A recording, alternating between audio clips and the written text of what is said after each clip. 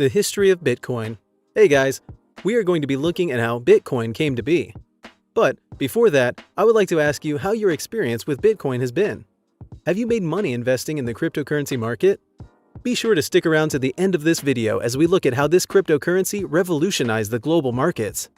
The Bitcoin story starts in 2008 with an anonymous founder called Satoshi Nakamoto. During this time, Nakamoto shared a post titled Bitcoin P2P eCash Paper. The message also gave a link to Bitcoin white paper called Bitcoin, a peer-to-peer electronic cash system. The actual name bitcoin.org was registered on 18th of August 2008. Up to now, the identity of Nakamoto is still unknown, with many speculations being raised as to his or her identity. Some people even speculate that Nakamoto could be a group of people due to the complexity of the coding for Bitcoin. But more on this later in the video. For you to understand Bitcoin's rise in market value, it is key to understand how cryptocurrencies work. Bitcoin is decentralized digital currency that operates without a central administrator, like a central bank. The process of creating Bitcoins is called mining. Transactions in the system are verified through network nodes and recorded through a public distributed ledger that we call the blockchain. You can exchange your Bitcoins for other products, currencies, and services. Unlocking Bitcoin value.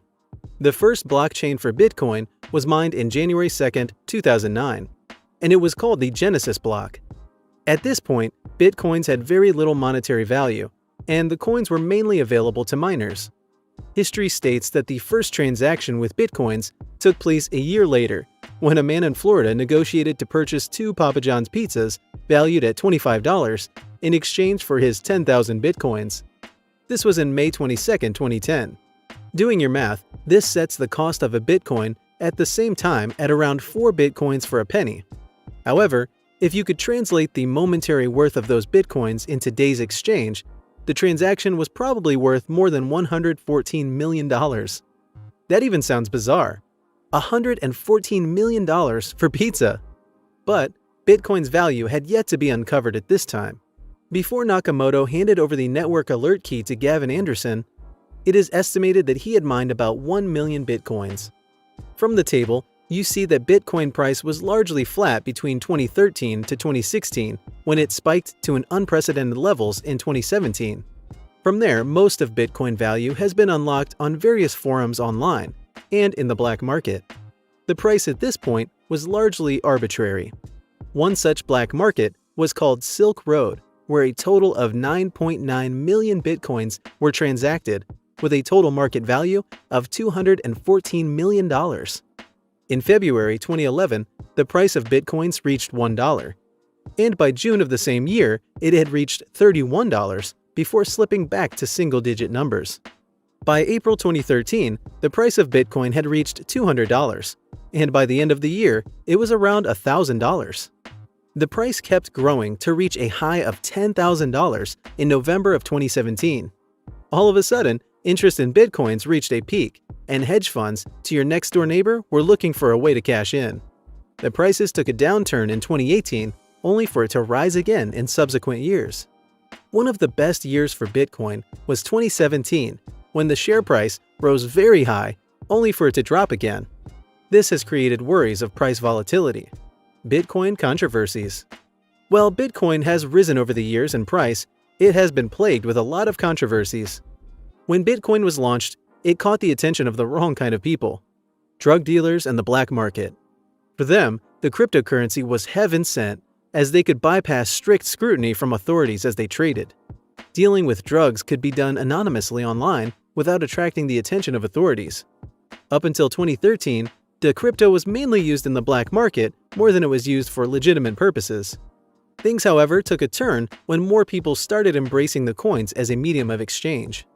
At around 2014, the main Bitcoin exchange, Mt. Gox, was forced to close down under a string of accusations of hacks and loss of Bitcoins. In 2013, the site actually went offline due to extended media coverage that brought in lots of traffic. The second most popular exchange at that time, Trade Hill, also in 2013, went down, further shuttering investor confidence.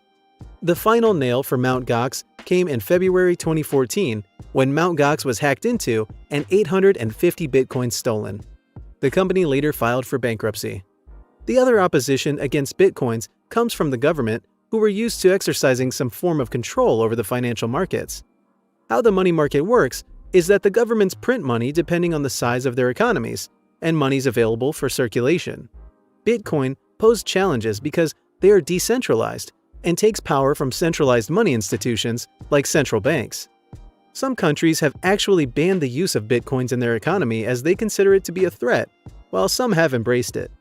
Governments have also contended with the legal structure needed to sustain cryptocurrencies.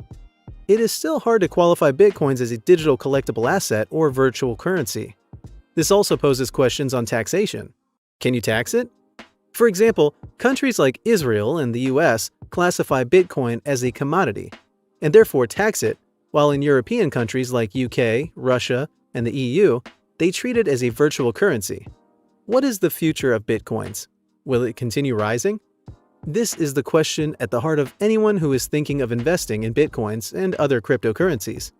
When Bitcoin hit an all-time high of $19,783 in December 2017, many people, professionals and amateurs, joined the market. The price would later fall, causing some to abandon their investments in cryptocurrencies. The coin was very volatile, losing up to 25% of its value in a single day.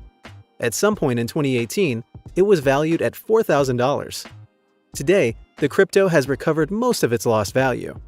But the question is, how stable is cryptocurrency market? Faith in the market has been boosted by the entry of institutional investors. Since mainly Bitcoin was not considered as a worthwhile investment, many see their entry into the market as a vote of confidence. Large hedge funds and publicly traded companies have been bullish about the cryptocurrency. Also, some investors like PayPal and Square have joined the market, further boosting its credibility. The COVID-19 epidemic has also caused some institutional investors to take a closer look at Bitcoin, as many people shun using physical money due to the risk of transmitting the virus. From the graph, you note that Bitcoins have been very volatile. However, investments by institutional investors will play a big role in stabilizing the price. In the future, another factor that is going to keep Bitcoins bullish is the supply part. You see, there's a limited amount of Bitcoins in the market. While Bitcoins are actually mined, very few people are doing that at the moment. Institutional investors understand this and have been holding up many Bitcoins with the hope that once demand grows to a certain level, they can cash in big. The other big possibility that people are banking on is that at some time, Bitcoins are going to be floated on the NASDAQ. This will further boost credibility for blockchain assets. Some have suggested that what cryptocurrencies need is a verified EFT, exchange-traded funds.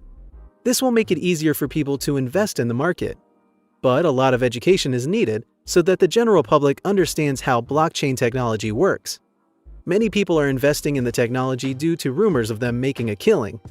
A Harvard professor by the name of Kenneth Rogoff estimates that the market capitalization for cryptocurrencies could hit a high of $5 to $10 trillion in the next 5 years.